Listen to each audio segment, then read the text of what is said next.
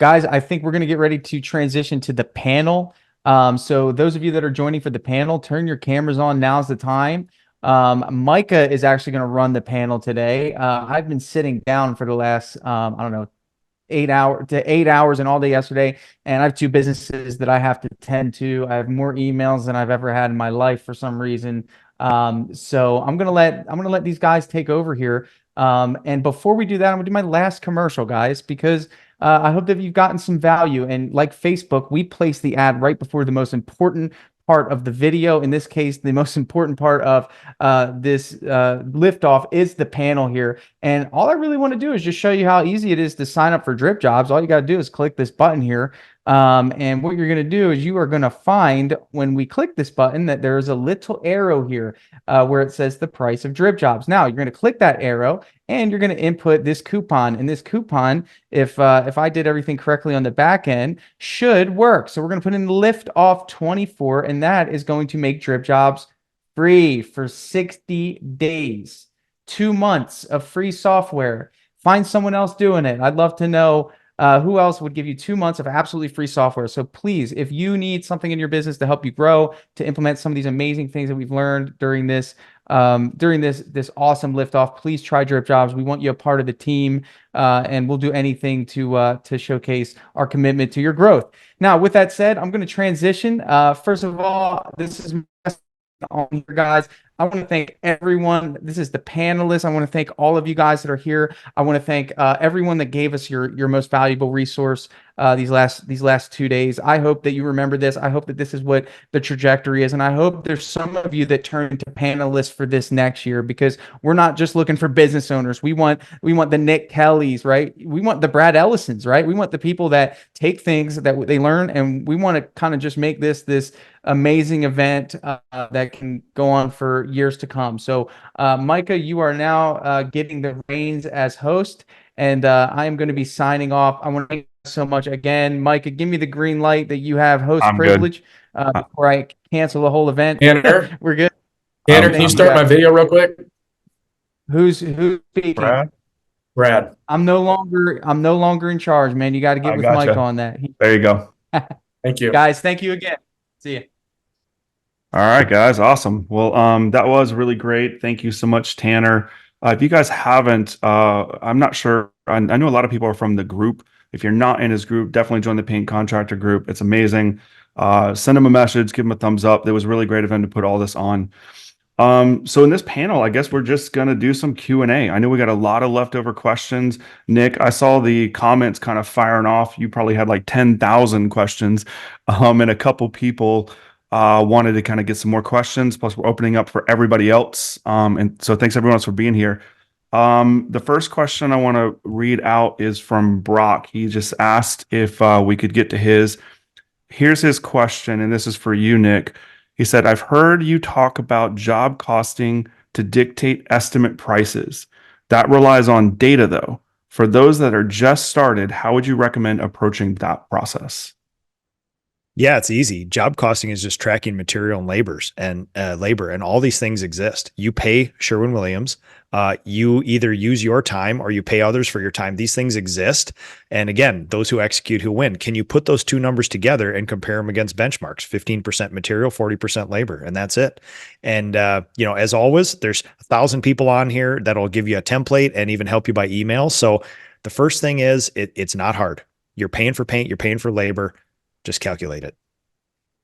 What if it's their first job they're ever estimating and they've never painted a house before?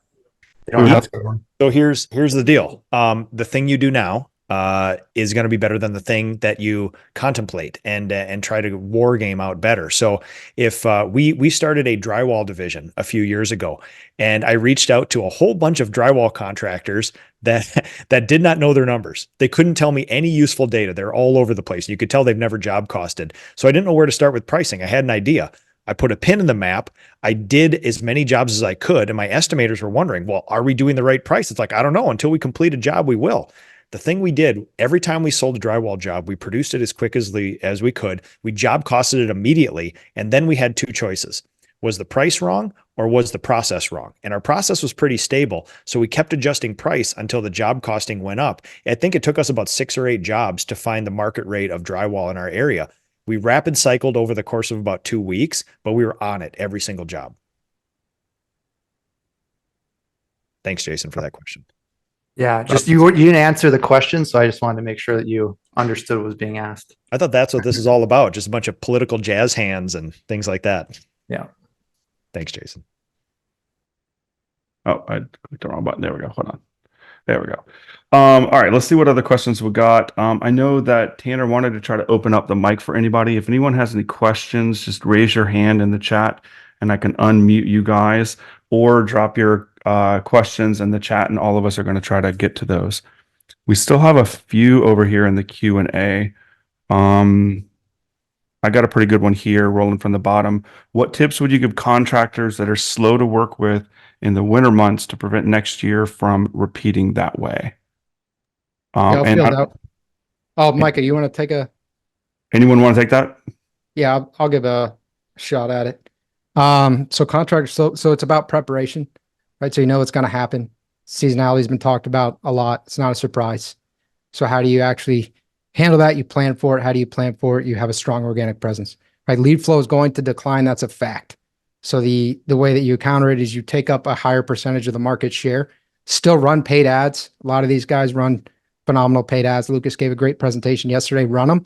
Recognize that you are going to pay a premium during the winter and plan for that too, right? So if your organic presence isn't there, if you're not showing up in the map pack, if your website's not showing up, recognize that you are going to pay a premium. You're not competing just against painters or just against other contractors. You actually compete against everybody. So it's the scroll space. Facebook's not just going to become a billboard of ads, or else no one's going to use Facebook. And so you're competing against all the e-commerce. You're competing against everything. Budget for that. Understand that you're going to spend more on ads. Repeat referral. So activate that. Plan ahead, and then offer discounts. Offer things like if you close a job in June or July, offer them a discount, push it to the winter. The stuff's all planning. It doesn't have to slow down as much as it does. It's not an emergency or a surprise. So get your marketing right and then plan.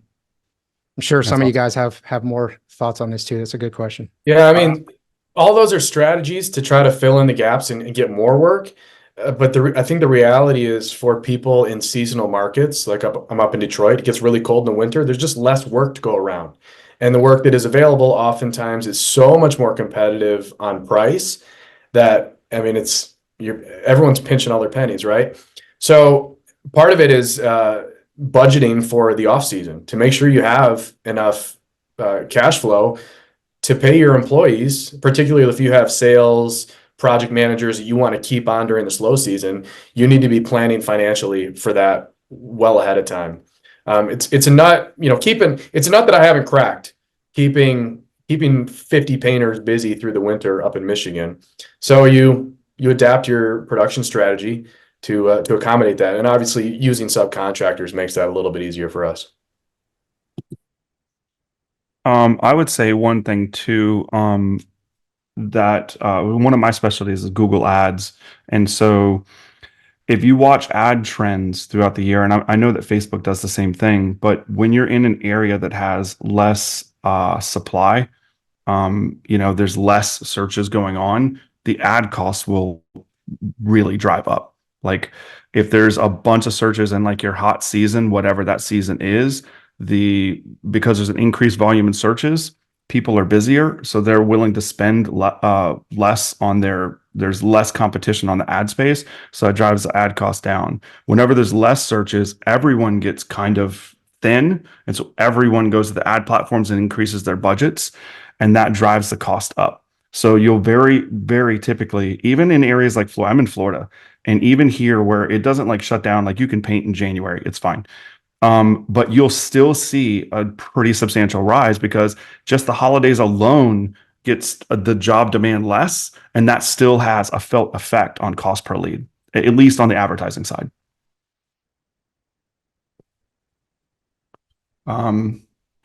Anybody in here want to? I haven't seen anyone raise their hand here. Anybody want to talk? I'm getting a bunch of text questions, but I don't have anyone here that wants to jump on yet. All right, we got Cynthia over here says 2-man leadership really one operational crew, job execution, and wife does the sales, marketing, HR, client facing, everything else under the sun. We are going into year 4. We feel stuck. What would be your first step for 2024? Would you hire a business consultant, marketing agency, an assistant? Deja vu of 2023. This year will be different period, looking for guidance on where to start and grow our business and continue the path forward. Who wants to take that?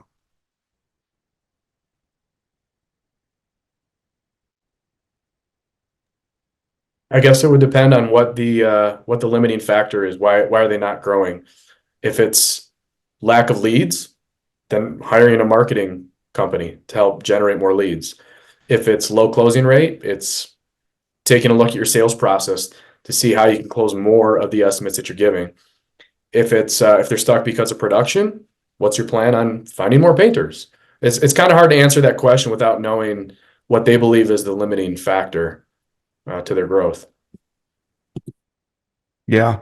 Cynthia, if you want to comment on that, or if you want to join live, you're welcome to raise your hand and I'll bring you into the chat. We got Luis coming in. I'm going to allow him to come in. Lewis, you're now on. Hello. Hey, what's going on? Hey, so I'm super far from this, but like you guys say, always with the end in mind. What does selling a painting business look like? How do you know you're even like at what point do you know you can sell a painting business? And what do you even sell? What are you selling? Great question. Hold on, before Luis. Jason gives an answer, Oh the my real goodness. answer is you get old to the point that you can't work anymore, and then your company just disappears. That is 99%. You will sell your ladders, and if you're lucky, you'll lead your leads for a season. Or, as the franchisors prove over and over, a sucker is born every day. So sometimes you can swindle people into buying a business that's not really a business. I went there. I mean, ultimately, if you're selling a company, you're most likely looking for someone to take on a very unique job because it requires the owner operator to be highly engaged, and that person is not replaceable unless you find a new owner operator. So if you can find somebody that wants to do that, you're basically selling your job to them, which can have value. If you want to talk to an actual investor, investors have these things where they're looking for returns on investment. And what they ultimately want to acquire is the likelihood of future income streams. And the stability of that stream, as well as the size, will dictate the price they're willing to pay. Now, painting companies inherently and historically are very unstable future income streams. So guess what? They get a very low multiple valuation, right? A multiple of EBITDA. If you go across all sections of the economy, go to the major brokers, if you're looking to get a big payday when you sell your painting company, you picked the worst area of the economy, right? There's technology, there's media. This is called construction engineering. And construction is not the high man on the totem pole here, right? They're the low man, right? Engineering is driving that number up. So that's what you're typically looking at. If you want to sell your company, you want to prove to an investor that you have a stable business asset that can perform without the day-to-day functions of the new ownership. Right? And until you can prove that, you're kind of pulling from a pretty small pool of people. But there's a lot that goes into that. I'd be happy to chat more one-on-one. Shoot me a DM. I've bought at this point 18, 19 businesses, super majority of them, almost all of them being painting companies. And I've sold businesses like 4 or 5 times at this point. So it's something I'm pretty well versed in through our holdings company. And I'd say you kind of, to Brad's point, just looking at the DMs here, kind of looking at 2 to 4x multiple, depending on the stability. Once you get past $1 million of EBITDA or profit, in that there's an inherent correlation to being more stability because of the infrastructure required to do that. Now that's going to be different if it's an industrial or commercial company because you don't require much infrastructure, which doesn't have much stability to produce those kind of profits. For the most part, painting companies, once you get north of $1 million of profit, it's going to be inherently a little more stable. Now, you still, as a buyer, you'd want to do your due diligence and say, is this producing that type of profits because the owner is super unique and there's like 3 unicorns? Or is there systems and processes that people are following that could be replicated with B players? Yeah, What's like the separating factor between a 2 and a 4x multiple exit? Ultimate stability, right? So if I'm an investor, I would pay a pretty high multiple for the land under a CVS because the likelihood of that future income stream is very, very, very high. Right? If I'm buying a painting company, the likelihood that's going to generate a future profit, that's going to dictate the multiple you want to pay. Because then you kind of look at like, well, where else could I put this investment dollars? Let's say you're going to buy a painting company for $1 million. I could buy US bonds and get a rate of return. And the likelihood that they're going to keep paying me money is pretty high because we have the most missiles and we print our own money. So that's like very, very stable. So if that's the risk profile comparison, what is the likelihood of this painting company? So when I talk about stability, organizational size, like playbooks, following processes, unique proprietary software is oftentimes a differentiator in these businesses. But you could go through like the 30-point checklist. If I were to sum it all up, it's what is the stability of ongoing future profits? Mm-hmm. So exiting business sounds realistically pretty hard. Now, I would say the buyout is not the golden egg in these businesses. The cash on cash returns of future streams of income are very lucrative. And it's one of the best businesses that I found to be in, even outperforming real estate. So what I would advise you to do is to not sell all of your company. If you can muster that. That may mean that you sell a portion of your business to key employees in your company and they take on the day-to-day operations if you're looking for a buyout, or you probably find a strategic partner in your market who wants to buy your company and continue the day-to-day operations while you maintain passive equity, or find an operating partner like Olive Holdings, who we do our due diligence pretty heavily on it. That's oliveholdings.com. That's Olive Holdings. That's oliveholdings.com. We are obviously looking at it fits so naturally that we partner with. That's oliveholdings.com. Let me just pull up the QR code here real quick. No, I'm just kidding. But I would just say the cash on cash returns, the cash flow in these painting companies, it's a sneaky secret. It just requires a lot of work, and you would want good owner operators partnering with you. Gotcha. Oliveholdings.com. Well, thanks, Lewis. We're going to move on to Cynthia here. So I'm going to allow Cynthia to talk. She's got a question. Thanks so much, Lewis. Thank you, guys. And I've asked her to come in, just waiting on her. Okay, while we're waiting on her to come in, we got Dan over on the chat said, how is budgeting handled for sales and project management overhead costs with seasonal businesses, mostly exteriors from April to October? Another seasonal question here.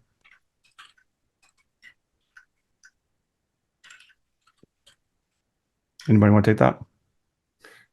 We budget between 6 to 8% for sales, 6 to 8% for project management. That's pretty much it. So it doesn't really matter seasonally. You're just budgeting the same thing year round. Yeah. Now, obviously, that I base that average off the year-long production because my project management costs are higher in the winter when I'm paying the salaries of project managers, but we're not producing as much. So it's probably lower than the 6 to 8% during the busy months. Okay, gotcha. Hey, Micah. Yes. There's a question in the webinar chat from, it's not in the Q&A, from Homero about reviews. What do we got here? Says, how do I get more reviews? I feel that only 1 in 10 people leave me a review, even after asking and following up with the email. I think that would be, I'll kind of give some thoughts initially on that because review, reputation management is really obviously key. There are different softwares that do it. Dripjobs does it. So step 1 is just to have the automations, but that doesn't actually solve it by itself. And that's what a lot of people don't understand. If you just have a text message goes out, or for God's sake, sometimes it goes out with like the invoice, like, hey, pay me, also leave me a review, which sending 2 asks like that at the same time is not very good. Your review rate tends to be pretty low. It also doesn't have to be that hard. So our standard for it is 1 out of every 3 projects, you get a 5-star review. The fundamental thing you need to do is build it into the culture of your company. So your project manager, whoever's leading it, they're incentivized for it. So they're monetarily incentivized, but they also get recognition within the company. A lot of you guys listening will have smaller companies. Maybe there won't be multiple estimators competing or things like that. No leaderboard for that kind of thing. But what you can do is you can actually almost make an unspoken agreement in a way with the homeowner. So when you're starting a project, say, hey, Mr. Homeowner, I'm really excited for this project. I want to let you know we're going to try to do everything possible to knock this out of the park for you. If we really make this just an awesome experience for you, would you be willing to leave us a 5-star review? Do you think you'd be okay with that? What homeowner is going to say no? No, I'm definitely not going to do it. Go ahead and try to, do your best on my house. They're going to say yes. So you do it, you do a project, you do a good job, you come at the end, be like, hey, did I do it? Do you do what? Well, if you remember, my goal was I wanted to make this one of the best experiences you've ever had with a contractor. Was I able to do a good experience? Is there anything else that you need us to do to make this a great experience for you? No, I think it looks great. It would mean the world to me if you could leave us a review. Would you be okay with that? Have a customer happiness card, a QR code, get it before you even leave. Get it right there. If it's, have your project manager financially and culturally incentivized to do that. Have the automations, have the follow-up, call them on the phone, it's not that hard. Basically ask and build it into your culture and just have the system set up, and you should be getting a lot of reviews. As long as you Brandon, I do like nearly the exact same thing and ask my clients to do the same thing. I got it from like a sales technique called anchoring. Like if you ask something and anchor that down and then later come back to it again, it's just a very simple sales tactic. And so for them, they want you to do a good job. So it's like, well, this guy cares about the fight. Yeah, I'm going to say yeah. I typically would recommend 3 times. Once during the sales process somewhere, once somewhere in the middle of the job by like your project lead, and then whoever's doing the QA final walkthrough at the end. And those could be 3 different people. So you're right, building it into the culture is super important. I think that like sending a review app, even Dripjobs, and just hoping people leave a review is no different than like sending it in, like going to a job, bidding the job, going home and bidding the job and emailing it and wondering why they never called you back. It's the same thing. Doing a presentation and building it into the actual sales and customer experience is really key. Yeah. And some of the franchises we're partnered up with, they use net promoter scores with Logic. So it's like as soon as a project's completed, then it gets like a little survey. And if it's above like, I think 8 to 10, then they send the review link. If it's somewhere in the middle, then it's just like, how can we do better? Yep. You know what I mean? So it's definitely good. I do similar on that. It's awesome because it gives you a chance to, if something is not quite right, it gives you the manager an opportunity to fix something before it turns into a review. So it's really good. I agree with that. Okay, we got Cynthia on here. I'm going to ask you to unmute. There we go. All right, there we go. Awesome.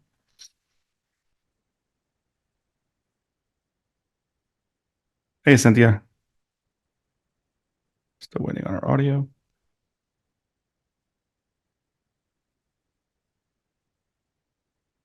Can't hear her.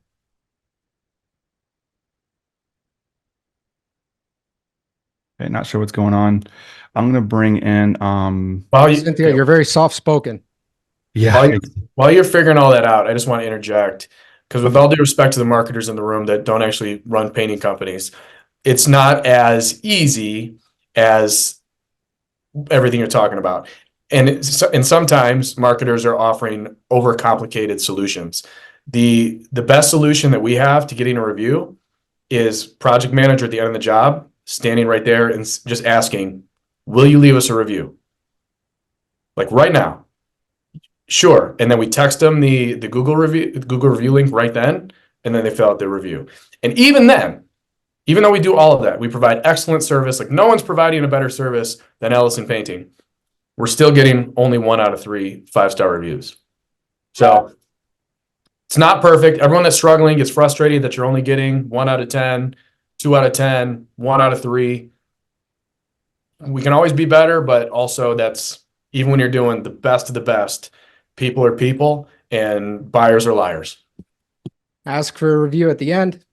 Have a QR code or text them it and get it while you're in person. Aim for 1 out of 3, at least 5-star reviews. Nice recap, Brad. Thank you. Awesome. All right. I'm not sure what's going on with Cynthia's mic, but I got Byron over here, so I'm going to ask him. Byron, if you want to come on in, ask your question. Can you guys hear me? Yeah, we got you. Hey, I was just wondering, how do you get certified with Fine Paints of Europe?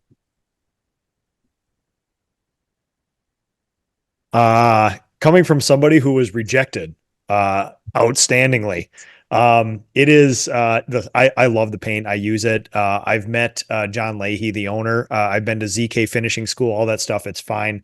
I put an application, got rejected. It is a very pretentious, group of very master craftspeople. It's needfully pretentious. It's very high quality stuff. It's a close knit club. I have no ill will against them. I love the stuff, but it is what it is. The quickest way to get certified is buy a metric crap ton of their paint and get on their radar, and you will be certified. For clarification, you don't need to be certified to use their paint, right? Yeah. Nope. But if you're certified, you get a fancy white shirt and go to Vermont and hang out with Zach Kenny, and that's worth it alone.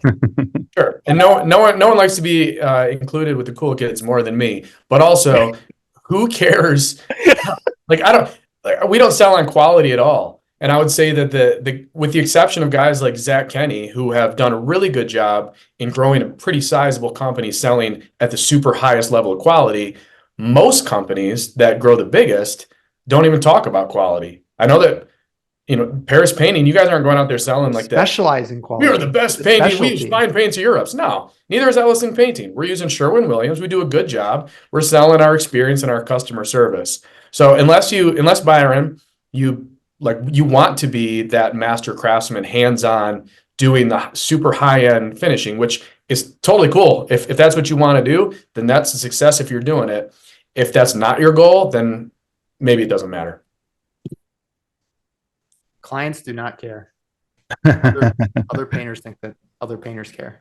But the process of getting on the radar and becoming certified and like talking to Zach Kenny, getting really good with the paint, it is one of the trickiest paints that you can possibly use. You can use automotive finishes and other 2Ks and get a similar result that are a lot easier. But there's almost like this stunt to using fine paints of Europe where it's so difficult and so fraught with disaster. It's almost like this mark of, can you manage variables? Can you do a whole bunch of very mundane, simple things consistently? But if you just want to do high gloss stuff, there are millions of ways to do that.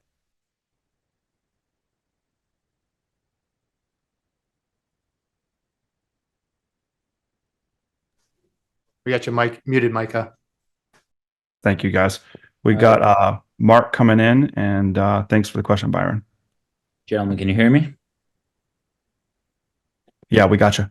Okay, awesome. Hey, so I am running a course of painting company, subcontractor model, strictly subcontractors. Works very well for me. Yeah, Brad. So this question might be for you. So I have completed, say, 3 million in jobs last year, landed 4 million in jobs. So we got a little over 1 million lined up for jobs in 2024, which is phenomenal. Thank you, Lord. But that's with a single project manager and a single sales manager, with me kind of dabbing in with some of the commercial estimates and bigger jobs management. How can I implement a second project manager that would work?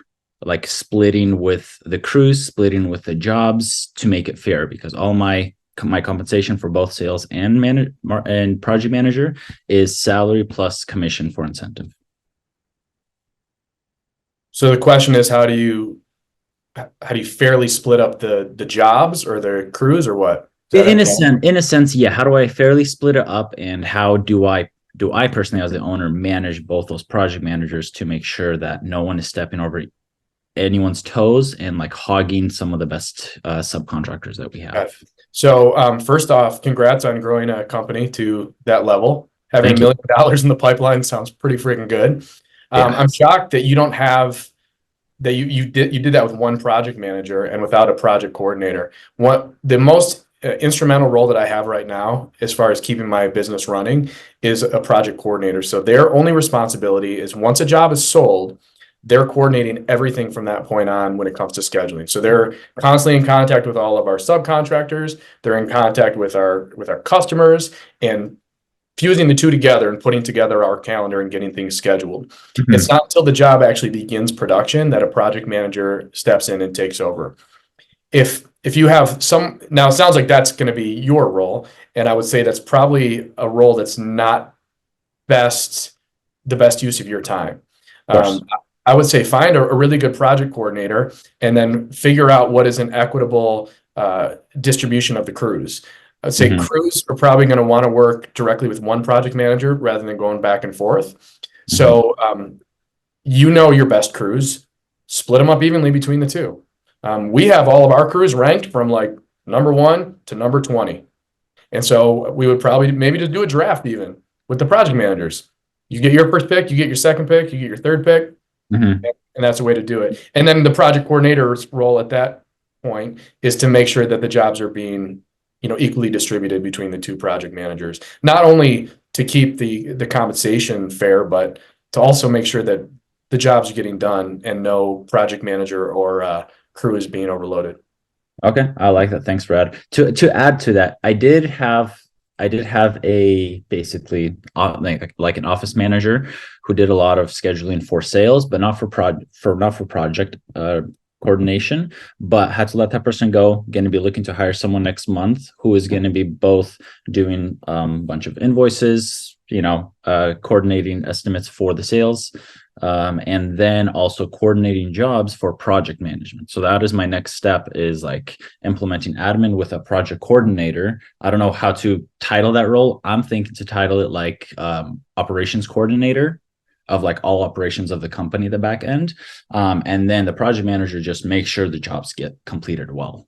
And I'm thinking maybe that's enough to push, 4.5 million with a single project manager if there's a project coordinator behind him helping. One project manager, I guess it depends on what your average job size is. Our average job size is 6,000. Mhm. So we're going to try to do 5 million. That's going to be 800 and something projects. Yeah. To do the math, that's a lot of projects every week. So I don't think that one project manager could manage, like actually kick off, wrap up that type of job. Or that many jobs. It also depends on what your project manager is actually doing.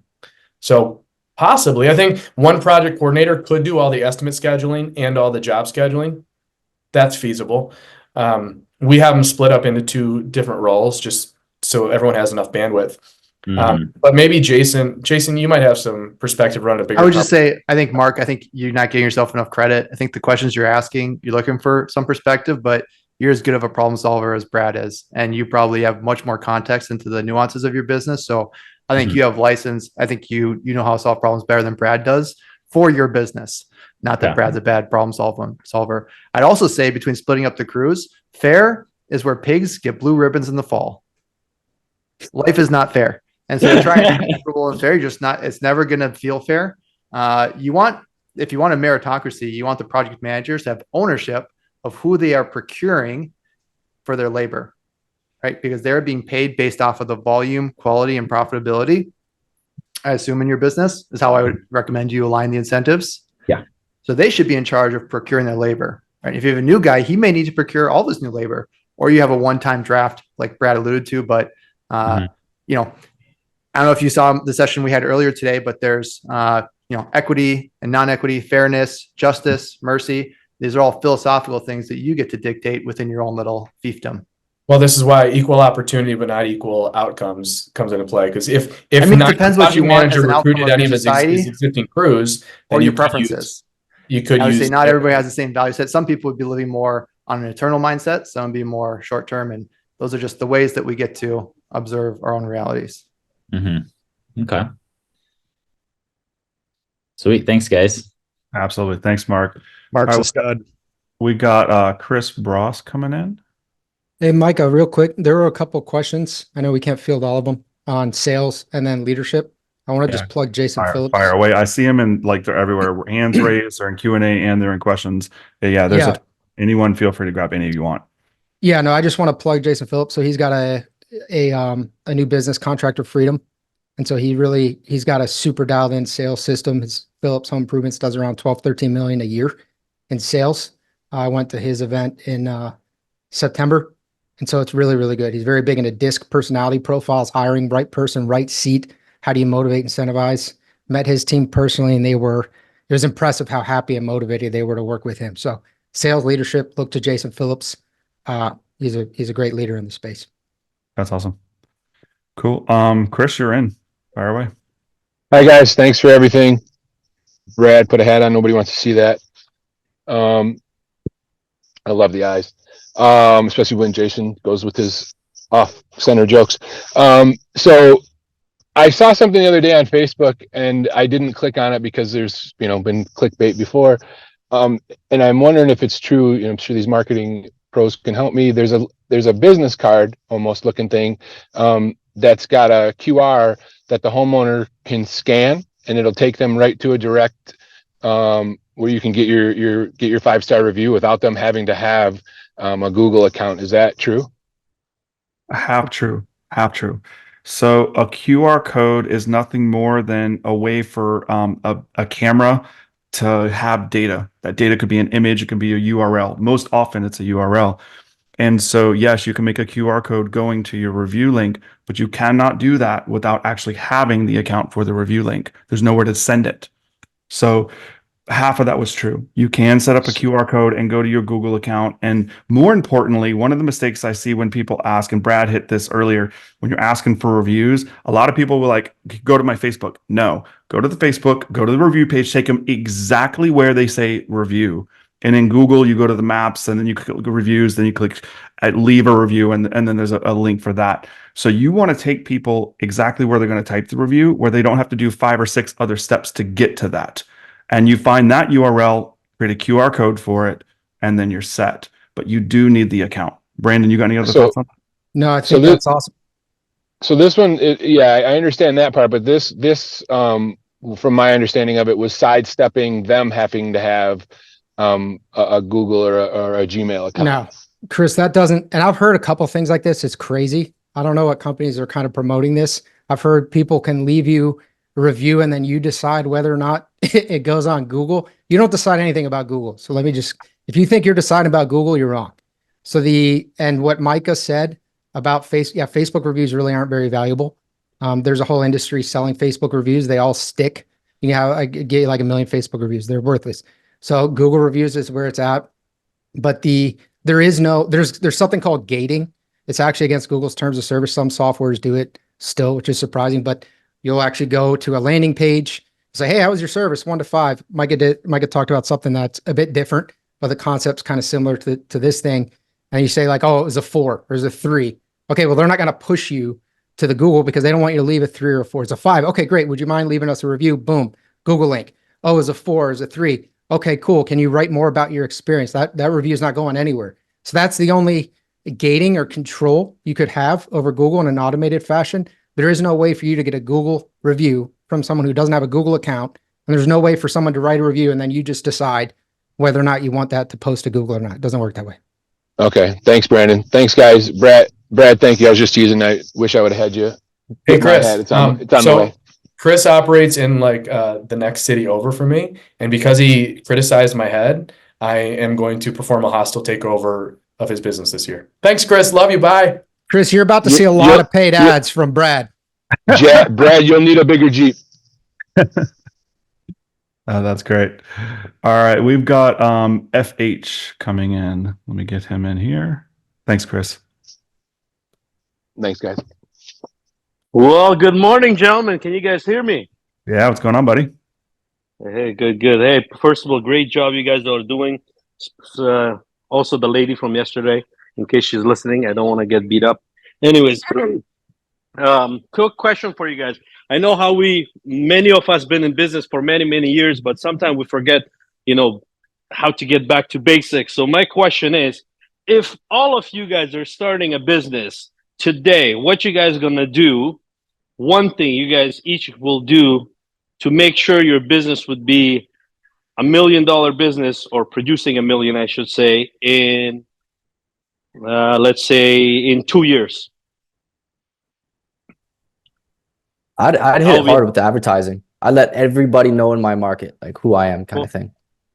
So you can't get $2 million if nobody knows who you are. So the question is, how do you get to $1 million in a year? One thing you would do to get to $1 million. I'd go sell $1 million worth of jobs and then figure out how to produce them. I'm good in sales, so that should be good. Yeah. Get leads, sell jobs. Alternate perspective. 2 ways to do this. If the contest was get to $1 million the fastest, no problem. Cowboy up. I could create a problematic form of business that would get to $1 million that's not sustainable and super painful. You could also take on a business partner, divide and conquer, and go past $1 million as well too. So there's stable ways to do that. But yeah, just like I think I heard Brad say early on in here, it depends. There's the variables. There's labor, there's marketing, there's clients, there's things like that. Which one is going to be the friction point? We'll figure out. It's probably going to be based on your skills. Sounds good. Thank you. Anybody else have anything else to add? I think that's all pretty good stuff. Mike, I have to head out. Thank you, everyone. Okay. See you, Brandon. guys. Thanks so much. See you, Brandon. All right, man. So I've got a couple other people raising their hands here. Look like we got a Ricardo. Let me bring him in. Okay. Ricardo, you're up, man. Hey guys, how you doing? Can you hear me? Yeah, I gotcha. Hey, before anything, I just want to say thank you for the tremendous information that everybody share, all the information, all the experience. There is no way to pay for all that. But I've been hearing not too much about partners. I've been hearing a lot of people like they are own bosses, single guys. How we deal with that issue of two guys that they've been together for 7 years, starting from zero. As last year, we did close to $1 million on sales, but we're not educated at all about all what you guys talking about. But the 24 is the year of the list off. What will be your advice? I would say as partners, I'd want to have a stable foundation. And I would start by separating out your comp from your equity. So what the kind of the tale that is old as time is two guys get together. They say, let's run a business 50-50 equity split, and we'll just split whatever the profits are. And we're not really going to pay ourselves much money. And that might work for a while, depending on what your intentions of the business are. But more often than not, one partner ends up pulling a little bit more of their weight through their energy and effort. And that should be reflected in the pre-profit expenses called income. So I'd want to set a stable foundation there. The other stable foundation piece would be having a valuation that you sign off annually prior to an inciting incident occurring. Right? So oftentimes someone might get cancer or decide to go work somewhere else, or their family wants to move or whatnot. And the person that's looking to sell, lo and behold, they want a lot of money. Right? And the person that is being forced to buy, lo and behold, they don't want to pay a ton. That is the magic of agreeing on a price annually prior to an inciting incident occurring. So you just kind of led with being in a partnership for 7 years. I'd say those are just pieces of advice I would give on how to set a firm foundation for partnership. And then as far as 2024 being the year of the liftoff, I would set your intentions, develop a business plan, put a contingency out there, and then follow your trends month by month. If you're hitting them, then go for the liftoff. If you're not, do a recut. You don't want to pay for expenses that aren't delivering a return. I get you. This is a great value. Is there any specific items though in the partnership that you have questions on, or is that kind of a one aside to the context that you're in? Well, I appreciate your time. I just want to say it's not been easy being a guy from Central America with low mentality about business. Now we start growing about business. Now we got 10 guys helping us, and now we're starting about worry profit and loss. Now worry about division of responsibilities. Now we start worrying about systems. Now we start worrying about what Mr. Nick say. I'm the guy who is buried with all to-do lists and the day doesn't have enough hours. So now that's the point we have to, and we're trying to scale to be a little more success and be business guys and not actually great painters.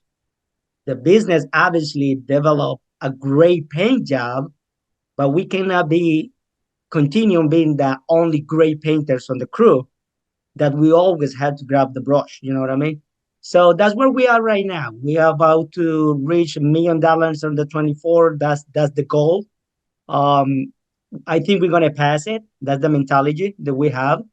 But starting develop systems, that's what is been a little complicated for us right now. I don't want to monopolize it, but I'll just say you get to set your intention starting with the end in mind too. Maybe you don't want to move beyond the brush and you and your partner are the craftsman and you've got a handful of helpers, but you're heavily involved. Or maybe the ultimate pinnacle of what you want to achieve is that you are doing all the sales and half of the project management. Or maybe the pinnacle of success would be, I want to be only the president with project managers and sales reps reporting to VP level staff, and I'm overseeing those VPs. Or you may say, I want to become a passive owner in this company and move on to the next thing that's exciting with a management team in place. Those are the intentions that you get to set. It's crafting a design for your business as opposed to letting your circumstances design your outcomes. Right? It's grabbing the bull by the horns and saying, this is what I want to do. Life is not going to dictate the design of my life by default. And that'd be just an encouragement as you kind of feel like you're walking into growth to set your intentions and your design that you want to achieve instead of just walking into it and letting it come to you. Not that you're doing that, but that would just be a cautionary tale. Okay. Thank you so much, guys. All right, cool. Appreciate it, Ricardo. Okay, we got one more person coming in. Evan Simons. Evan, you're up, man. Awesome. Can you guys hear me? Yeah, gotcha. Sweet. Hey, I had a quick question. Well, first off, thanks, guys. This has been awesome. Second day in a row. Just so glad you guys are doing this. My question comes down to, I guess, building value in the materials that you're using. So, Brad, I know you specifically said that, the customer doesn't care about the paint, right? Like you tell me you Sherwin-Williams, but we're selling our process, right? We're selling our company. So I was just curious on feedback there, like how important is the paint? Just feedback from you guys on that. Well, I certainly have thoughts unless anyone else wants to jump in. Brad, you go first and I'll back you up. All right. So I would say this is another thing that the customers probably don't care about that the painters care more about. People know the name Sherwin-Williams. Some of them have heard Benjamin Moore or whatever other paint manufacturer there is. People are not going to hire Ellison Painting because we use a certain brand of paint. Okay. And so we give our recommendations, and it certainly explains what we would recommend for certain substrates on our proposals. But outside of that, they just want to be confident we're using a decent quality paint. And so some customers will ask, who do you typically use? Say, well, we typically use Sherwin-Williams unless a customer has a strong preference otherwise. Do you have a strong preference? And they say, no, we were just curious. And that's it. So you can use it to a strategic advantage. For example, if you're a super fine craftsman and you are using fine paints of Europe, then you would mention that and sell that as part of your process because no one else is using that. But most of us are using Sherwin-Williams, Benjamin Moore, Kelly Moore, whatever, and all the other painters in the area are essentially using the exact same thing. I don't think it's much of a selling point. Nick? Yeah. So in a world where a lot of us don't have a lot of extra free time, master craftspeople and painters love to hyperfixate on paint because we come to terms. We see the price on the label. We have to pay Sherwin-Williams and Benjamin Moore. And in turn, we are good painters. So we think that our knowledge of painting will sell more paint jobs. And one of the hardest things I've had to come to terms with as a master craftsperson is that none of my clients care about paint. None of their interaction with paint is, my uncle used Sherwin-Williams 10 years ago and he hates it, so you can't use it on my house. And that's the data point you get. And imagine going into a house. We got into a 2-hour discussion about this in Boston this week. Imagine going into a house and saying, well, here's why I use emerald instead of duration. And I used to use cashmere. There was the pearl. I really like the pearl, but then I went back down to the low luster. The clients don't even know the words you're saying out of your mouth, right? So the thing that it's frustrating to no end because I know the molecules of paint, right? I could go in a house and tell the molecular science of paint. Clients don't care. So what we do is we buy the best paint, the highest price stuff, and we just move on with our lives. And we focus all on the customer service. And like Brad said, it's the experience. When our industry, we are actually really good painters. We're really good painters. And we give most homeowners a crap experience, right? We don't get back to them right away. The estimate takes a week later. It's not detailed enough. We don't invoice them till later. They have to ask for the invoice. Most of us don't ask for any reviews. We schedule them and then our schedule is inaccurate. Then we push them off and things like that. Meanwhile, the paint's all the same. And like Brad said, paint is not a competitive advantage. We buy all the same brushes. We wear all the same damn pants. We buy all the same paint. That paint is not a competitive advantage unless you're fine paints of Europe, and nobody does that. So yeah, as a master crafts person, stop worrying about paint, buy the good stuff, and start taking care of your people. Okay, to that point, you still would recommend buying the good stuff though, right? Leading from the top, trying to give your customer that top end experience, and ultimately, it's your reputation. You're putting the paint on, right? So if it only lasts 3 or 4 years, right, that comes back and leaves a negative impression as well. So your advice would be to lead from the front, use the right products, and sell your experience is what I'm hearing. Yeah, Evan, I'm not discounting what you're saying. It's important, and we need to make sure that coding selection and process is important, but only internally. Outside of that, there's not much value to anybody else. So yeah, literally, the discussion we have with paint is not even brand, not even type of paint, not even shine of paint. We say we buy ultra premium paint, and it comes with a manufacturer's warranty. You cannot find a better paint. Now let's talk about the process. Okay, perfect. Thank you. Cool. That's great, man. Thanks, guys. Evan, anything else? That's all I had. I appreciate it, fellas. Thank you. Awesome, man. Okay, we got Joshua coming in. Joshua, come on. What's up, buddy? Actually, Emily from Sequoia Painting. Oh, hey, Emily. Sorry, the screen says Joshua. Hey, I Emily. know, I didn't know how to change the name. So we're trying to better our interview process and interview questions. We're looking to hire an estimator soon. And so we're wondering if you guys had any suggestions on interview questions mostly for that position or for even painter positions. Sounds like Nick's gears are rolling. Looks like he's ready to answer. First question you should ask is, do you value mercy or justice more highly? That makes no sense, Brad. Let's stay on topic here. So at Paris Painting, we have 6 sales reps, 6, 7 sales reps in the field. So we've got quite a few reps with this. You're really looking for a personality type when you're asking your questions. And so I would work with either a chat GPT or a service to find out the profile of the person you're trying to hire, and then gauge your questions around that. So in sales, you want someone who has a high EQ, or on a DISC profile would be a higher I, someone that has that emotional intelligence. So asking questions that kind of probe around at their capacity there. You typically want someone who's a little bit assertive. They can ask for the close. At least in our company, we do. We want to ask for that job. We want to close the job while we're there. So you want to probe around and see, is this someone that's an assertive, highly intuitive person emotionally, right? Are they a good sales rep, or are they like unintelligent when it comes to emotions and avoid conflict? Then I might hire them to be a coordinator. Right? They probably would not be a great salesperson. So that's kind of the competency of the role. And then you're also going to procure some questions that are more around the character, and that's going to be around the values of your company. But an even split. You want to ask about the values. You want to ask about their competency.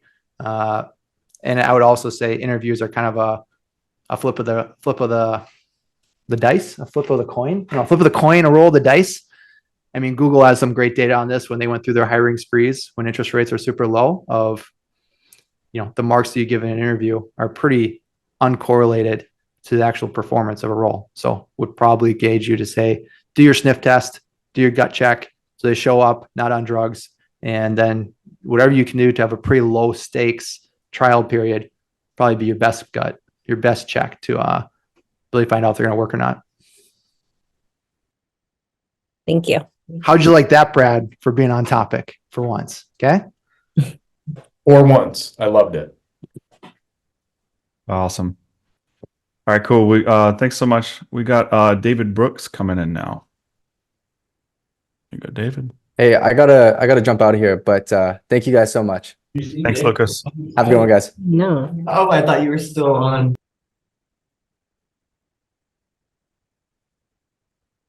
Hey, David. How's it going? There you are.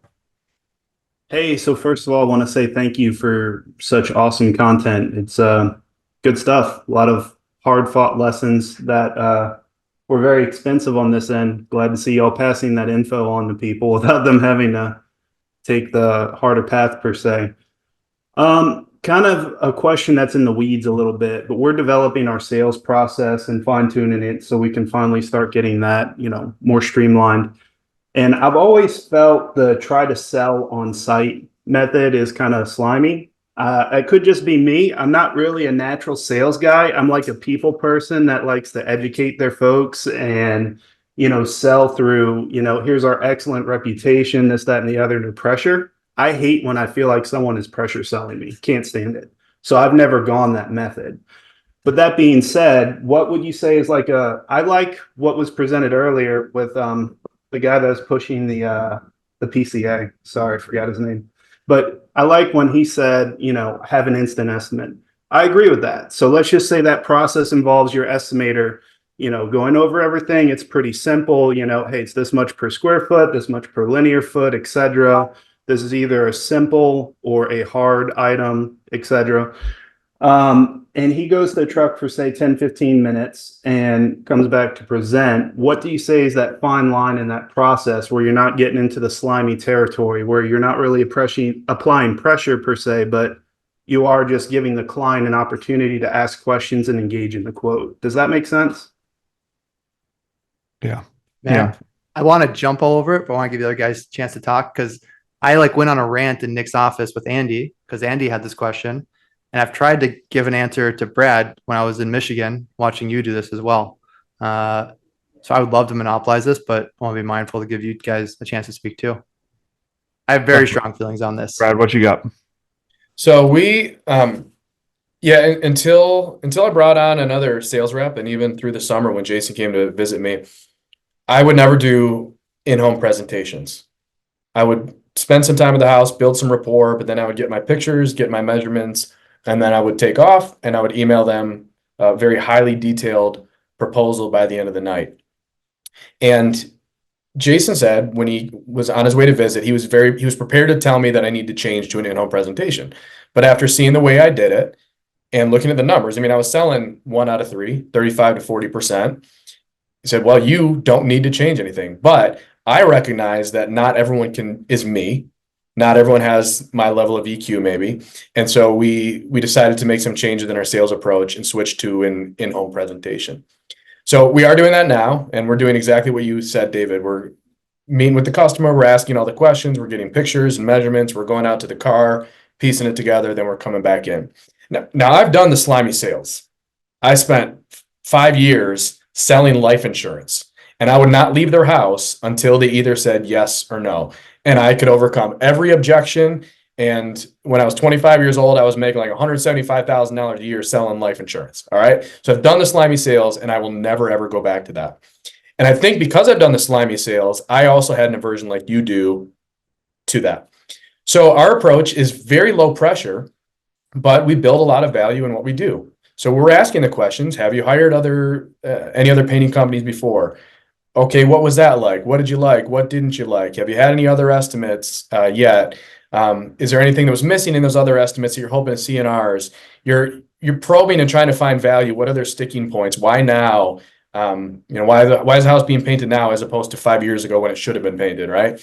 You're getting all that info so that when you come back in, when we do our presentation, it's very simple. We go through all the pictures. I take pictures of the issues that speak to the values that they've already expressed. I highlight parts of our proposal that talks, if they said that the last painter never showed up or showed up late or, made messes in their house, I show the areas in my proposal where I've already addressed all of those concerns. And I go line item by line item. Here's what's included. Here's how we operate. Here's our expectations. And then I get to the end and I ask a very simple closing question. Well, that's it. Do you want to get into our schedule? And that's it. And sometimes they say yes. And sometimes they say no. Actually, I'd say most of the time they say, some version of no, either price is too high or I'm still waiting on other estimates. It's essentially not right. Not yet. I'm not ready to say yes right now. No problem. Actually, if you check your text message and your email inbox, I've already sent the proposal to you. It's everything that I just showed you right here. So I'll follow up in a couple days, give you a few more days to get the other estimates, and then I'll see if you have any follow-up questions at that point. And that's it. And the in-home presentation has helped. It's very low pressure. But I think we have an obligation while we're there to ask them, do you want to say yes? Do you want to get into the lineup? And that is not slimy at all. Jason Agreed. Paris. So there's a difference between being assertive and aggressive. And you can tell what people ultimately care about by how they spend their money, their time, and their comfort. And if you're not willing to get uncomfortable, the question, do you actually care about whether you sell that job, right? Or whether they use you? And that's kind of what I told Andy when I was at Nick's office, like, do you think that you're a good option for them? Like, do you think that they're going to be best served by you? The reality is like, yes, they should actually absolutely sign up with Slavic Painting. If he's out there giving a quote, like lean into that and ask them if you can sell the job. And if you're not comfortable doing that, you probably shouldn't be a sales rep. Right. And that's like one of the double-edged swords of being an entrepreneur is I think a lot of people actually start their own painting businesses because they're not good at accountability or leaning into discomfort. You say, well, I'm a tough painting contractor. Of course I can be uncomfortable. Like, well, there's a difference between like the comfort of a grind and the discomfort of leaning in relationally or being held accountable. And that's like my own personal opinion on it. But I've seen quite a few painting contractors where I can kind of read between the lines on kind of what they're running from. But I would say there's a difference between being assertive aggressive. If you really believe that you're a good option for that client, you should want that client to have what's best for them. If you don't believe it, then yeah, just leave them a bid. Who cares, right? If you don't want them to get swindled by somebody else, if you believe that you are the best option. So there should be like an assertiveness of you care. Yeah. That's pretty awesome. So you're basically saying, you make that presentation on site. I agree with assertive. We're already there. I'm trying to see how I paint that picture, pun intended. I think like practically, I would just, if I was out bidding in a bid, I'd be like, so here's the proposal. I know we talked about budget. I just got to be honest with you. I really think you should go with us. I think we're going to do a great job. You're going to be very happy. And you could call 10 other people. 3 of them won't show up. One will be high, one will be low. And we'll be right in the middle. And we're a great option. I mean, we're a great painting company and you're going to be very happy if you go with us. Like, well, I don't know. I just don't know. Totally get you don't know. I honestly believe you should go with us. I think it's gonna be the best experience you have. Is there anything you're not sure about? I don't know. I haven't done sales in a long time, but you should feel convicted of, I believe this is what's best for you. And there should be an assertiveness to lean into the discomfort. It's kind of like in a relationship. Like I said, when you can tell what people care about by how they spend their comfort, by how they spend their time, how they spend their money, how they spend their comfort. If I'm in a relationship with somebody, I don't really care about them and they say something stupid, I'm like, oh, cool. Yeah, great. But if Nick says something stupid, I'd be like, Nick, you just said something pretty dumb. And I'm going to lean into this discomfort of conflict with you and challenge you on that because I care about you. And I don't want you to have these beliefs that I don't think are true. That's uncomfortable. That's conflict. That's friction. But you would care when you care about relationship. That's what you do. And you should care about your company. You should care about that client and lean into that discomfort. Yeah, that's awesome. Would you say it's something, I'm just trying to get the full picture. Like, let's say you're a sales guy or, in this case, until we get there, goes back to the truck. They make the estimate. Would you ask if you could come inside? You present there. Just trying to see like a full picture of how this looks, I would set the agenda up front. So ideally you set the agenda up front. Here's the process. We're going to walk around the house, blah, blah, blah. I'm going to write this up. I'm going to come in and present it to you. I want to make sure that you fully understand the bid. I could send it to you. It's not going to make as much sense. And I want to make sure you fully understand so you can compare apples to apples. So you're setting the agenda up front. You're controlling the appointment. So of course you're going to come and present them the bid. Do you think they're well served by sending them an email? And then they're going to have follow-up questions. And now they have to lean into conflict and like email you or call you. Like, I'd rather just get this taken care of right now for your benefit. That's the agenda that you set. So then you go into the appointment. There's all sorts of techniques with how you present it. You ask the pre-qualifying questions. You get the, is this what you wanted? Yes. Okay. Do you trust me? Yes.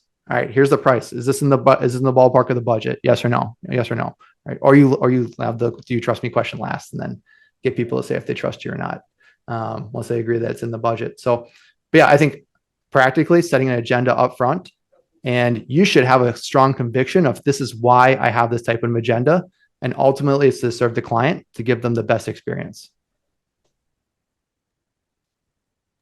Absolutely. Yeah, it seems like that good time at that presentation point. I like how you said setting the expectation up front. That way you're not just like creepily knocking on the door after, right? And then I guess you could had said where you address the concerns and pain points that they brought up. So like it. Yeah. I would say from my experience, this was a while ago, most contractors are like you, David, where they feel awkward going in and going for the kill. And I would just say, as a buyer, I kind of want to get this over with, but I want to feel good about it. And more times than not, when you would go in assertively and like, I want this job and I think you should go with us, and I think they appreciate that. Like, I remember maybe this was years ago and the industry wasn't professionalized enough, but they'd be like, you're the first person who asked. And I like that. Shows that you got balls, is what they would tell me. No one actually said that. They'd be like, I think people appreciate when you go for the ask because it shows that you care. And it shows some humility and it shows some assertiveness. And ultimately, that's who they want to work with. Sure. Last question. I'm sorry. It's such a long one. 0% financing 18 months. Do you feel like that seems like a predatory approach? Because I know if they don't pay it off in time, that goes into like, 1,000,000% interest with those things. Do you feel like you don't touch that topic for your residential end? Or that's a non-issue, but residential, right? So Yeah. Go ahead, Brad.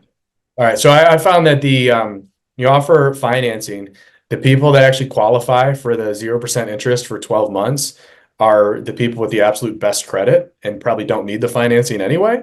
So if they choose to use it, it's absolutely not predatory. They're using it as a vehicle to, keep that cash on hand until they need to pay it 12 months down the road. The situations where the financing options can be predatory are when their credit is low and they're paying 29 to 35% interest to get a painting project done. But I don't know. I don't know that that's our responsibility if they choose to take advantage of financing options. I can tell you that we had financing options offered all last year, and I didn't have a single customer out of 400 plus take advantage of it. We're thinking about offering it again this year since we're trying to double the number of projects, and there might be some people that need it, but I haven't found it to move the needle for us at all. The geographical areas in which more people would need the financing are the areas that we don't really service. Interest is haram. Cool. All right, David, is that it for you, buddy? Absolutely. Thank you. Absolutely. All right, David, take care. We got Joshua coming in. Joshua, you're live, man. It's still me. I forgot to put my hand down. Sorry. Sorry about that. All right. Okay. Sorry about that, Joshua. All right. Hey, I got to bounce. I got to go to the gym. Cool. Cool. Wow. What are you going to do at the gym, Brad? Just curious. I'm going to go take a video of me working out shirtless and post it later. So check it out. Thank you. Bye. We've got a couple more people with hands raised and a ton of Q&A on the questions. I know we're not going to be able to get to it. I'm looking at like 50 plus questions. Guys, do you guys want to take a couple more? Do you have a few more minutes? Jason, I can rapid fire as fast as you want to fire them off. Let's get max value for these people. I literally have no responsibilities in my day. So all right. David, don't you have a family? Hold on. Don't you have a family? I do, but I'm like, I have to give out. I give. So like, I first make sure I'm taken care of, and then I can serve my family. And after I've served my family, I can serve the world. We got David coming in. Yeah, you hear me? Fire away, David. All right. So yeah, my question goes into the mechanics of the in-person sales process there. Like when you're going back to your car and you're running the numbers and finally have the estimate ready, are you then sending it to them via email or showing it on your tablet or some type of mobile printer? How are you exactly doing that? Then the second part is just card processing payment fees. Any ideas on that or how to get less of that? I'm think I'm at 3 or 3.5% and just looking for any options or insight on that. Yeah, do all of that. We present 98% of all of our estimates on site, over and under on one of our estimators. They do 800 a year. They take about 37 minutes an estimate. They go back out, they print it out, they email our entire estimating packet. They walk in with it on their tablet. The client already has it in their email. We also print it out. The printing out is just shock and awe. It's just to show them how professional we are. So the clients can actually hold something. There's something like they love that tangible sort of thing that they can hold. They have a different experience than when we even hand them our tablet with the estimate. So yeah, we definitely do that. And like Jason said, we very heavily guide the estimate. One of the first things we do is we say, we'll walk around the house. I got to get all my stuff. I'll take all my notes. I'm going to go out to my car, and within 15 minutes, I'm going to be back, and we're going to go through this together to see if you have any questions. Okay. Credit card processing fees, in the kindest way possible, stop worrying about it. You're never going to change it. You're never going to find a zero. It's a thing that we all pay. I paid 30 grand in credit card processing fees. And guess what I did? I pass it all along to the client. Yep. Nice. Yep. Worry about labor, worry about sales. Yeah, no, definitely. That helps me out a lot. You just never know exactly how you're going to come back with that estimate and proposal for that final talking to let them know where you are on price and try to close the deal. Yeah, it's a thing where if you think about it, that client has segmented off an hour of their day. And nowadays, especially when people work from home, their days literally go from Zoom meeting to Zoom meeting. And to set up another time, or it's another friction point in their life when they don't know when the estimate's going to come back, and then they have a question, then they try to do it over email. This person has that project top of mind. They're thinking about it. And honestly, the best marketing that I do in my company is to put my beloved estimator, Andy, or beloved estimator, Ian, inside a house, and they talk face to face. That is invaluable. That is the best marketing on the planet. So we try to, within that hour, we try to go through the estimate and see if they have any questions. And it's a really, really good process. Okay. And lastly, do you recommend any specific mobile printer? So here's the deal with most things, like my timekeeping app and all this other stuff. I tried one, it didn't fail. I moved on with my life. So honestly, any printer will work. Pick the smallest one. Yeah. It's something, it has more to do with your car that has a 120 plug or a converter. Honestly, just try one. Printers all stink. I tried one years ago. We got lucky with it. We just moved on. Spent $180. Right. Okay. Thank you. Yeah. Take it easy, man. Thanks, David. All right. We've got Andy coming in.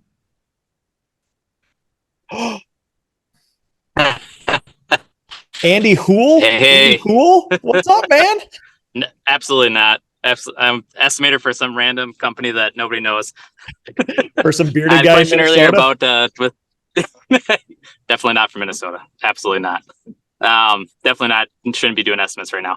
But no, I had a question earlier. I've been listening. Everything's been awesome. I was hoping I'd get more of you guys. Now I got Micah, which I didn't get to talk to before, but Nick and Jason, I picked your brains plenty. But with us trying to move towards getting more, or me trying to get more commercial and new construction bids under my belt, I know it's a numbers game of getting as many out there as we can, but also what's your favorite way to get in front of or get good grace with some of these general contractors or build that relationship from the get-go? Yeah, that was my question earlier. Nick, you can give me your same answer you probably always give me. No, and Mike and Jason, this is my beloved estimator, Andy, my right-hand man, my brother in the industry. This is the man. So you guys can answer this one. There's two elements. You gotta plan your work. Then you gotta work your plan. Okay. You better be taking notes, people. Get out the pen and paper. Step one, plan your work. Step two, work your plan. Also, don't forget that your network is your net worth.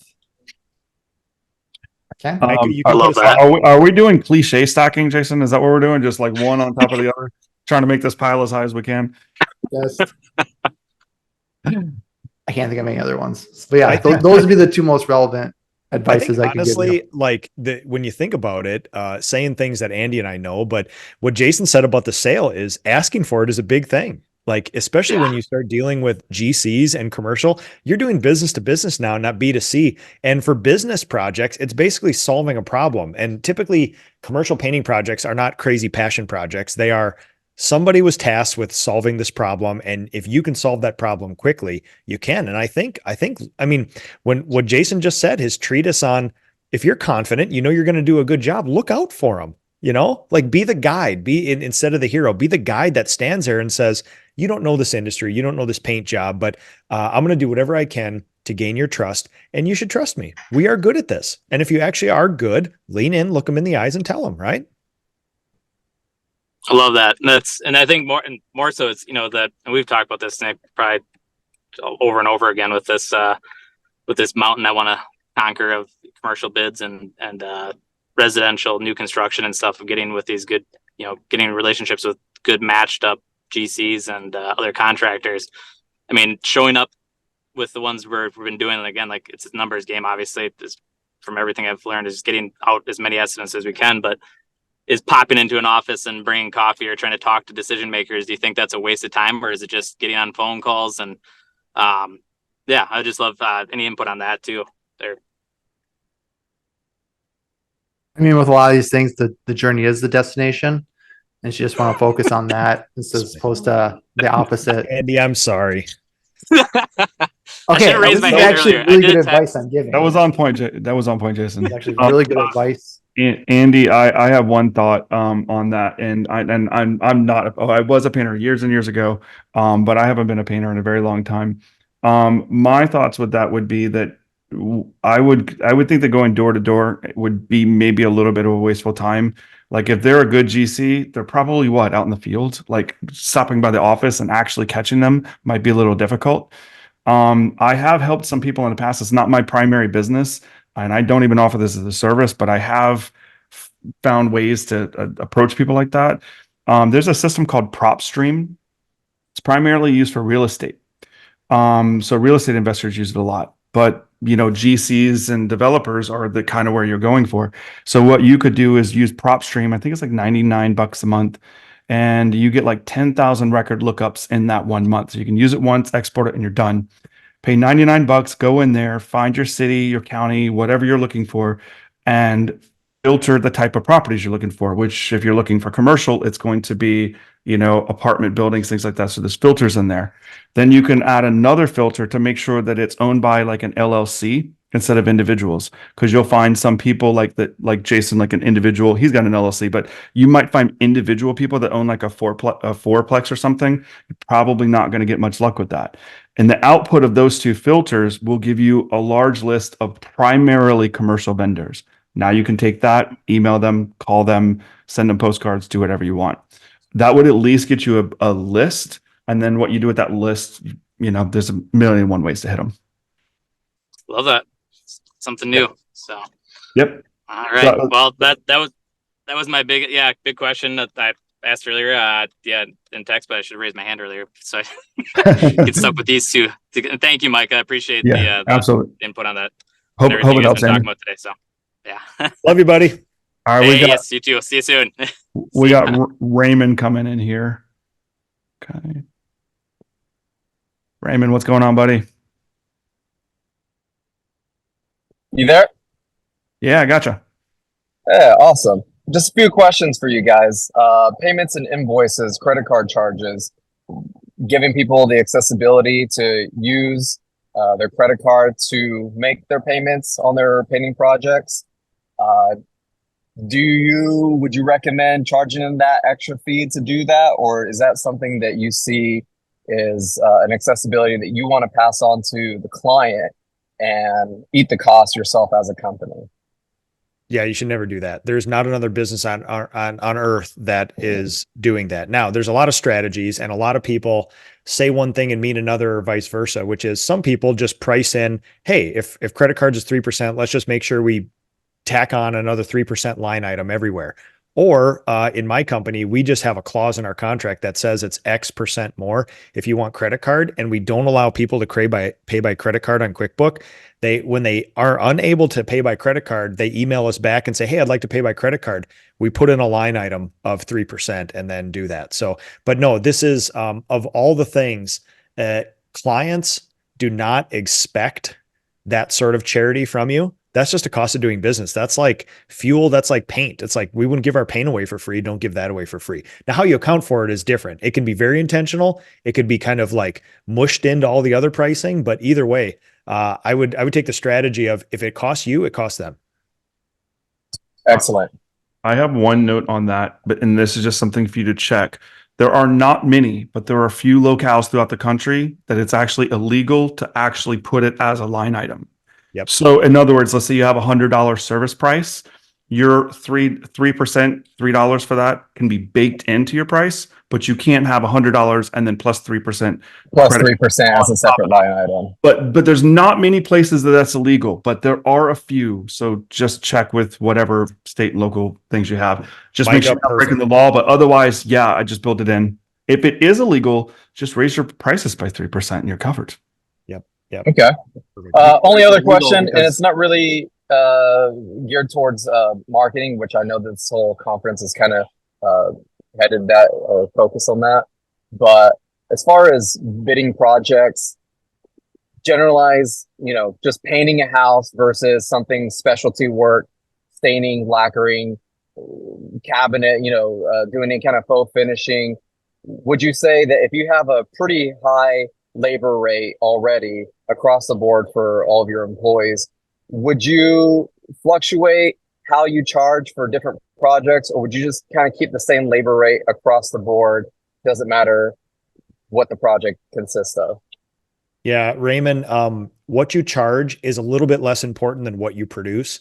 So fluctuating having a variable labor rate for more difficult projects is absolutely great. It's awesome, but charge what you want. It's what you produce, and just make sure you're also producing those higher labor rates as well. And you get that from your job costing. Cool. Anybody else? I got none on that. Oh, and Jason, no witty remarks. No witty remarks. No. Are you out of jokes, Jason? I mean, I kind of put my good stuff out there already today. Okay. Raymond, I will say this to actually walk away with some usable thing. If a painting company that is making you're producing $1 million of revenue or higher, it would be really nice to see them produce about $75 of revenue an hour to maintain the status of a professional company and pay for overhead and all the proper stuff. If there is a very good owner, operator, solopreneur, master craftsperson out there, I would really like them to see producing $150 to $200 of revenue an hour. Because typically we are very good. We are very fast. You're probably not going to find employees to produce something like that, but especially on the hard jobs, restoring a historic front door, stain and varnish with marine varnish, things like that. You should really be putting up $150 to $200 an hour revenue production. Okay. And would you also advise that really kind of depends on the locale you're at, because in rural Virginia, yeah, so the labor rate here as far as, yeah. So here's the deal. It's a great knee-jerk reaction, but the data proves that's completely false. I travel around the country and I do anonymous estimating experiments where we estimate 3 types of projects: a wall project, a cabinet project, and a full exterior. I anonymize all the prices. I aggregate them. I show what the market price is in the room. In real time, I give the prices back to people. I show them high, I show them low, gallons, labor hours, things like that. You take the most major metro areas. You take Boston, Seattle, the Bay Area, and maybe even Miami, Orlando. Everybody's within 5% of their price. Now, there's going to be a weird fluctuation between Minnesota and St. Louis versus the Bay Area, but it's still not that much. And it has less to do with the market price and more to do with the self-esteem of us painters. Because in Miami, painters have no problem charging what they're worth for the most part. In Minnesota and St. Louis, like Jason was kind of alluding to, we're very timid, we're very passive, we don't ask for the job, and we don't value our worth. So universally, people say, well, we can't discuss prices. We're from different areas around the country. When you aggregate the data, there's no secrets about pricing, and we're all about 5% apart, give or take. Okay. Thanks, guys. Yeah, no problem, man. Awesome. We've got Mark coming in now. Thanks, Raymond. Oh, it's this guy again. Yes, it's me again. What's up? I was at the PCA reboot, and I know we talked about landing ratios. Now I have a question. I believe what was said was you want to be at around a 40% landing ratio on estimates that you send out. Is that the correct range? Is that the correct percentage? Say that once more, Mark. What's the what's the general correct percentage of a landing ratio for estimates? Yeah, lots of thoughts here. On average, the dumb advice for everybody in the industry is if you're landing 50% of your work and you're more than just a single owner operator, that's probably a good gauge that you're kind of priced correctly. Now, if your average job size goes way up and your success ratio goes way down, which means you're selling a lot of super big projects and you're not selling many, you can accomplish the same revenue goals. So your success ratio goes down, your average job size goes up. So that's not an absolute. You can mess with those numbers a little bit. But 50% is over under. Okay. Good dumb answer. I would say Thanks, what Jason. you really want to dial into is it's going to be variable depending on your average job size, the profitability of those jobs, and then don't forget what you're paying for your marketing. So ultimately, it's the ratio that fits your business model. And a metric that we use over here is called cost on margin. You can have an SR, and the SR is somewhat irrelevant if you're paying a lot or a little on marketing, or if it is delivering a lot or a little margin. The cost on margin, or that cost of acquisition, is what you really want to hone in on. That would be your sales and your marketing costs combined, staying under 35% of the margin that is produced from the job. And now how you calculate that differs from company to company, right? At all, if we do labor, materials, and then project management and field costs. So we'll put the project management item above the line, as well as the associated field costs. So things like gas, vehicles, insurance. But ultimately, you want to look at what is that cost of acquiring that profitability. If your leads cost very, very little and the jobs are very, very profitable, you will survive in your business model with a low SR. But if you're paying a lot for those leads and they're delivering medium to low profitability, you cannot afford a sales rep who does not close a high percentage of his jobs. Makes sense. Okay. So to what both of you were saying, because I finished last year with a 52% landing ratio, which I think is phenomenal in this trade. And I was like, oh, okay, we have room to charge more now. But say we're working with limited leads. Like the last few months, I haven't been getting very many leads every single week. Like my estimator was working at like half capacity every single day, if not less, like 40% capacity. But I was trying to maximize the opportunity on each of those leads. So would it still make sense to try to raise my prices even if I get limited lead flow in seasons? I think you really want to focus on that cost on margin and do the analysis. Okay, I will. And then to some extent, you'll find out, is it an elastic or an inelastic? How inelastic is your pricing? Right. And those are things that are hard to know with data, but you're running a big enough business that you can start collecting that data and procure it pretty well. And you'll see variability probably between your different sales reps. At least we do. We'll find that certain sales reps can charge a premium and other sales reps struggle when we enter into premium pricing times of year.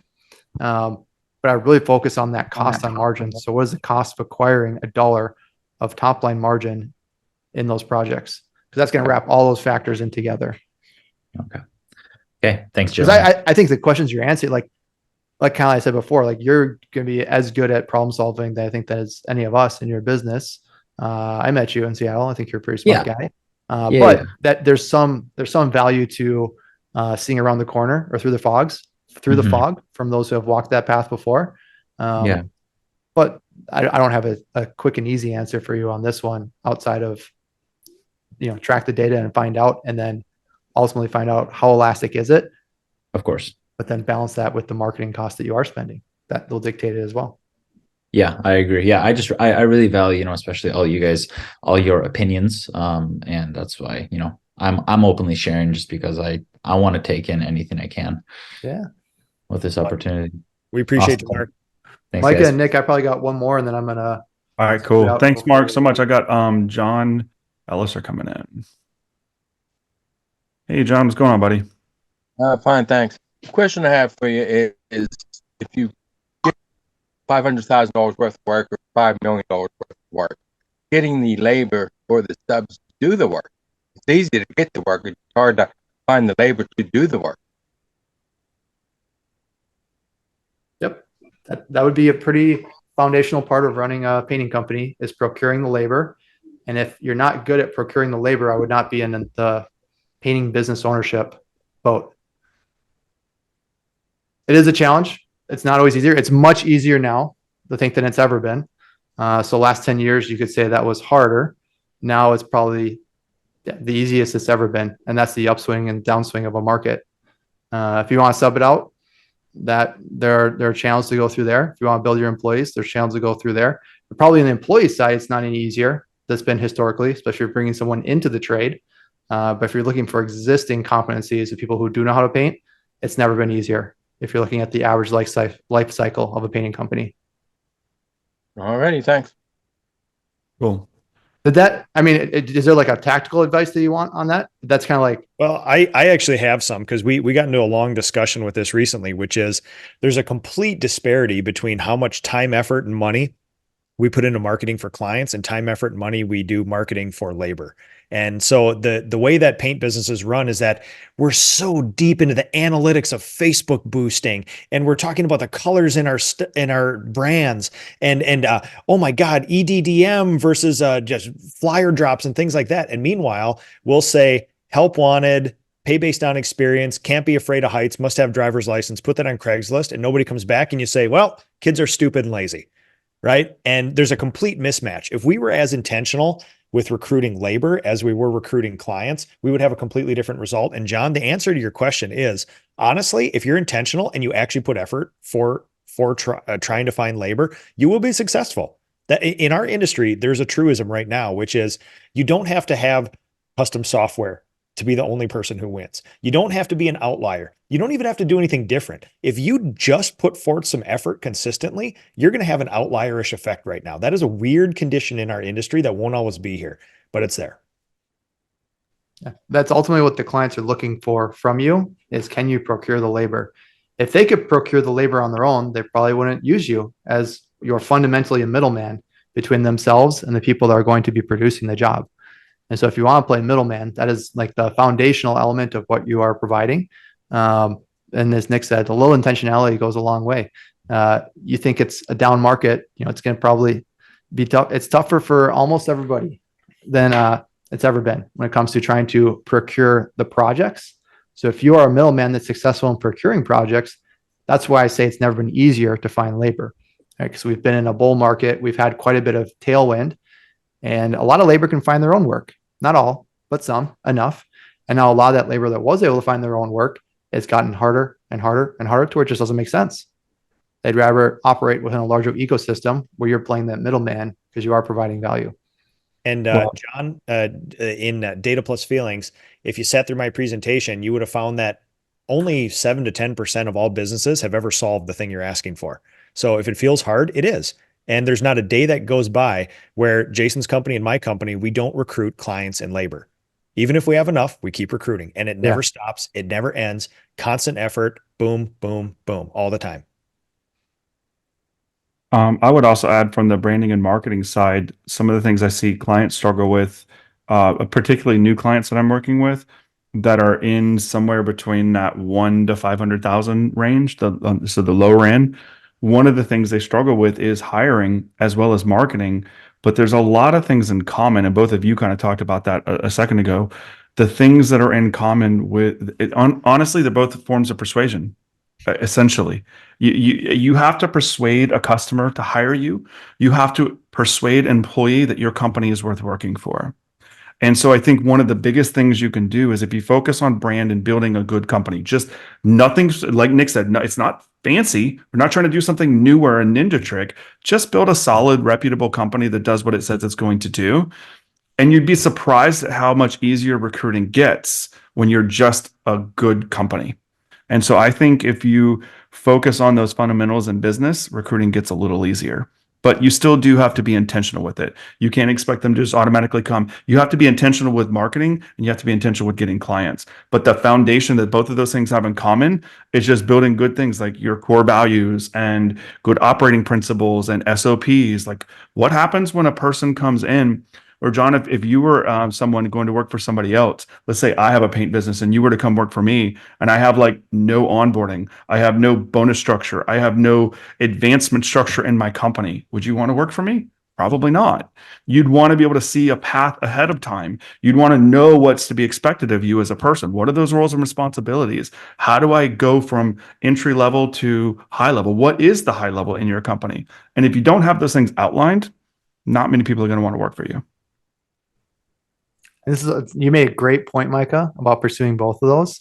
Because if you think we're assertive in closing for sales jobs, you should see how assertive we are in closing people to come work in this company. Yeah, I mean, honestly, like I don't even like using the word sales. I use persuasion because I'm persuading people. I'm not convincing. I'm not using like, some negative kind of like, to me, the word sales gets this like sleazy type thing. I don't believe in that. I believe in like education, and I want to educate people that are interested in working with me. I want to educate people that, are potential clients and let them make their own decision. And I think you guys talked about that in sales, to just guide people to make good decisions. You don't have to be forceful with it. But I think from an employee standpoint, if you just put yourself in that position, that person coming on, does your company have the things that you would want to work for?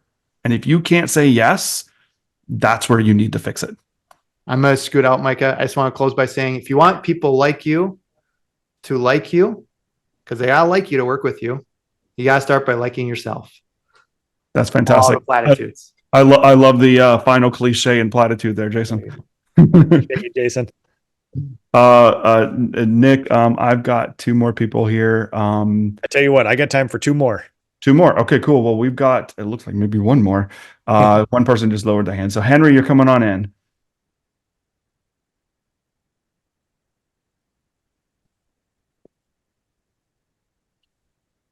Hey, Henry, you got us? Hello? There we go. All right. Okay, I got a situation. My company's probably about 1.5 million. I do a lot of commercial. I do some residential repaints, and I do high-end interiors. My high-end interior, I lost a decorator. She retired, and I'm ending a high-end condo project later this summer. So I got to reboot and give more work for that. How does one market a higher end market or a higher end interior painting company? How would one do that? Well, Henry, if the goal is to get more jobs and you wanted more high end kind of work, I would go relationship based. I mean, I don't know that I would start on Facebook ads for that sort of thing. Like it might work, you might find success, but all of our really interesting high end work, historic restoration, has always been from relationships. So that designer who's man, I would take her out to dinner and I would say, listen, give me your Rolodex because you're giving your work to somebody. I want to know who those people are. We have a base of trust. Will you make the introductions? Will you physically walk me over to their offices and introduce me? Okay. Developing is something as far as attacking interior decorators and interior designers. Would that be a good thing to go after, to introduce yourself to those people? Yeah. So just again, what painting contractors typically aren't good at is tenacity and getting told no a lot. And that's your life. If you're gonna go up to strangers and even through their website or call them or go up to their design shops and show up and ask to sit down for a cup of coffee and maybe get some work, your success ratio is going to be super low. Not bad. I mean, one good relationship can go a long way. Just don't expect, if you call 10 people, I would not expect any calls back. It's all relationship based. So I would first, I mean, we're over a $3 million company, and one of our biggest marketing tactics this year is I make a neural network of all the people we know and have worked for and designers and things like that. And we start going with people who already know us. That's way more fruitful. It's a much smaller population to pick from, but my God, the hit ratio is so much better. So if you gave yourself a half an hour and wrote down every contractor you work for, every designer you work for, every homeowner who may work for a company like that or something like that, I bet you could come up with 50 or 60 names. And I would start there, honestly. Okay. I think that's fantastic. Henry, if you did want to go like the traditional route, and I agree with Nick 100%. The problem with online marketing is it's somewhat random who you get. And so you'd have to go through a lot more numbers to get the good client. But one of the things you could do on the online marketing piece is by controlling the language and the design and the visuals of your brand, you can, to a degree, exclude people, right? Like if you intentionally create a very elegant looking website, you create language that talks about you being the premier provider of painting in your area, the person that's looking for the $100 bedroom paint isn't going to click your ad and is not going to convert there. So it helps a little bit by excluding people with the right language and design. That said, Nick's idea is still the better way to go because relationship marketing, referral marketing is always stronger than digital marketing, always. Even if you're using digital marketing, the best way to make a positive ROI is to have a good funnel in place and to let that turn into recurring, repeat, and referral revenue. Because the cost, it's always cheaper to keep an existing client than to buy a new one, no matter what. I don't care what marketing platform you're talking about. Stop. Full stop. Period. Yep. It is always cheaper to go back and market to the list that you have to get referrals from that list that you have than it is to buy anything on Google, Facebook. I pick a platform, it's always more expensive. And so like there was a comment here, Nick, that you said you average cost of marketing between 7 to 10%. I think that's good. I actually think it's a little wider in what I see. I see anywhere from 5 to 15. Yeah. But you could take something like Google Ads. You might spend 20% on a Google Ads channel, maybe even 25. And if you just stopped there, you'd be like, there's no way that's worth it. But at certain phases of your business, you might need to spend slightly more. I don't really want you to go to 25, but if you were at the 15%, okay. And then if you could take that and turn it into referral stuff at the end, then your long-term ROI would make it worth it. But if you just paid 15% for a lead and stopped, you should not even do that. You know what I mean? So it only really works to spend money on advertising, Facebook, Instagram, all those Google ads, when you have a process that can take that new lead, turn it into as many appointments as you can, turn as many appointments into bids as you can, a good sales process to get closed as many as you can, and then most importantly, turn those customers into elated customers that want to tell the world about you and refer you and tell their neighbors and hire you again in 3 years when the house needs a repaint job again. And if you do that, the long-term ROI is going to go through the roof, regardless of your marketing channel. Okay, that sounds great. You said the lead turn into as many leads as possible. You know, you said that at the beginning. So how do you get more leads out of a lead? I'm sorry. What I meant is more visibility. So marketing. Oh, okay. I just misspoke slightly. So marketing creates visibility. Like if you ever have a marketer that says, okay, if you give me $1,000, I'm going to turn it to X amount of leads, you should run. No marketer knows that. We can tell you past trends, sort of like an investor could say, my portfolio over the last 3 years did this, but I can't predict what will happen for anyone. I can give you statistical likelihood that this is probably where you're going to be, but I can't predict anything. But what you can say for sure is if I spend X amount of dollars, I will get someone to see an ad. Like if I spend money on YouTube ads, someone will see that ad. If I spend money on Facebook ads, someone will see that ad. That part is a guarantee. How many people see it? How many people click it, comment, like, go to your landing page, convert, call, all that stuff, the actions afterward, that's the first part of marketing. That's marketing's responsibility, is to say and do the right things to turn a viewer into a clicker, into a converter.